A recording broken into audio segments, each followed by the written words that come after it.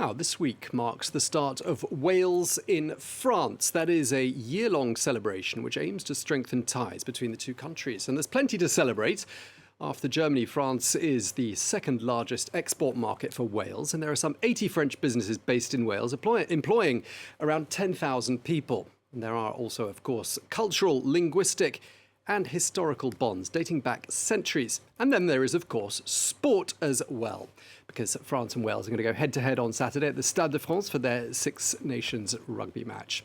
Well, here with me in the studio is Mark Drakeford, the First Minister of Wales. A very warm welcome to France, Mr. Drakeford. Thank you.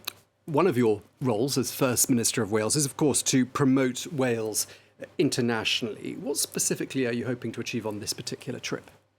Well, I think fundamentally what we're here to do is to reaffirm Wales as an outward-looking European nation keen to go on forming those relationships that we've had over centuries with many parts of Europe, but to reassert their relevance in contemporary conditions. But of course, Wales, like England in 2016, voted to leave the European Union. Do you think that's something that with the passage of time, perhaps the Welsh people have grown to regret? Well, it was a very narrow majority in favour of leaving.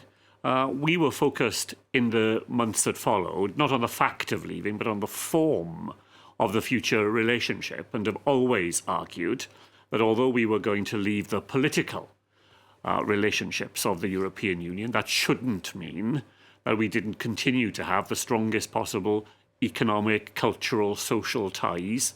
Disappointed, therefore, with a deal that was struck in the end. And I think it is a matter of regret in many parts of Wales that we no longer have, for example, that unfettered ability to trade with our closest and most important neighbours. And of course, there was some pretty generous EU funding that came in the direction of Wales. And now that that funding has stopped, has that left a dent in the balance sheet? Yes, we're about £1 billion less well off than we would have been had we remained in the European Union. And it's not just a matter of the quantum of money. It's the fact that when you were a member of the European Union, there was a rule book, sometimes difficult to follow, sometimes frustrating for those bound up in it, but there was a rule book. And in the end, you could challenge a decision that you didn't agree with. Now we have arbitrary decision-making by UK government ministers in which no Welsh minister is involved, so we have less money and we have no control over how it is spent either. Are you managing on trips like this, and I gather it's not your first trip to France, to patch up some of the relations here and in Brussels as well? Well, I think we've been very lucky. Our key relationships are with other regional governments in other parts of Europe. And I think our friends have been very generous in still wanting to make sure that the door is open, that we are welcomed wherever we go, that people look to build on what has been achieved previously. So Brittany has always been a key relationship for Wales over many, many centuries. The closest languages in the Celtic family of languages are Welsh and Breton. So our relationship is centuries old in that way. And this year we will be signing again a memorandum of understanding between our two governments that remakes that relationship in the contemporary world and make sure we go on working together on the challenges that our two populations share. I was going to ask you if you could understand Breton, but it sounds like you can, because it's very similar, as you say, to Welsh. Now, some say that the large number of Welsh voters who voted to leave the EU now blame Westminster and Brexit for their problems. And of course, lots of countries facing problems around the world, not least here in France. Do you think that Brexit has, in the process, given Welsh independence and the movement associated with it, perhaps an unexpected boost like it's done in Scotland?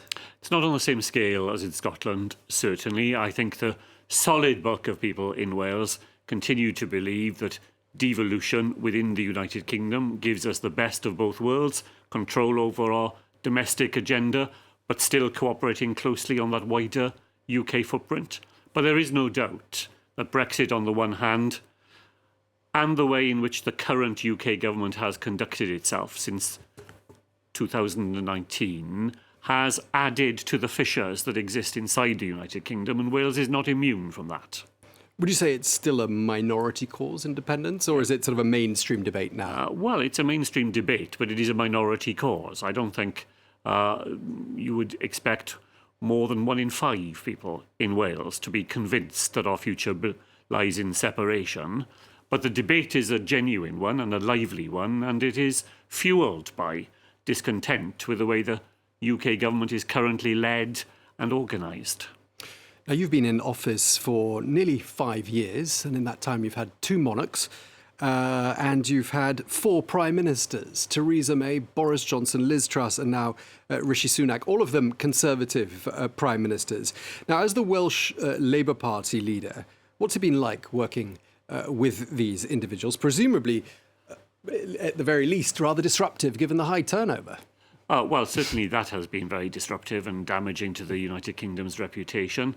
I would say that it has varied from person to person, that we have managed to have respectful working relationships even when the Prime Minister is from a different party.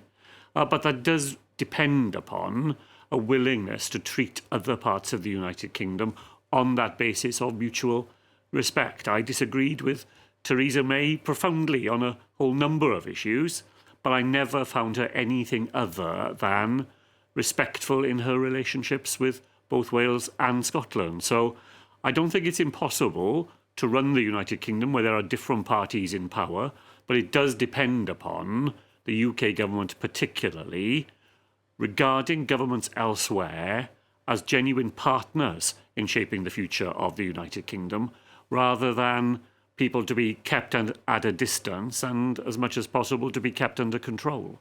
And of course, an election year next year looks like your party, well, the party you're associated with, the Labour Party of the UK, is on track for a victory. And that must be something you would welcome. Look, I absolutely believe that it is essential to have a change of government in the United Kingdom. I believe only the Labour Party can save the Union by making it something that people in all parts of the United Kingdom would choose to belong to. And that means resetting the bargain between the citizen and the state, so that people across the United Kingdom know that to belong to the United Kingdom gives you a set of rights, social, environmental, economic, that make you want to be part of a successful United Kingdom. That's what my party offers at the next election, and the chance for a Labour First Minister to work with a Labour Prime Minister, which we haven't had for 13 years, would be an immense advantage to Wales. OK, we're out of time, but last question. You're going to be at the Stade de France on Saturday watching France, Wales in the Six Nations. It's going to be a tough match, isn't it? It's going to be a tough match, but if it wasn't possible for either side to win, we wouldn't bother to turn up to watch it. Upsets can happen. We'll be hoping for one on Saturday. OK, well, thank you very much indeed, Mark Drakeford, the First Minister of Wales. Thank you for coming to see us at France 24. Thank you.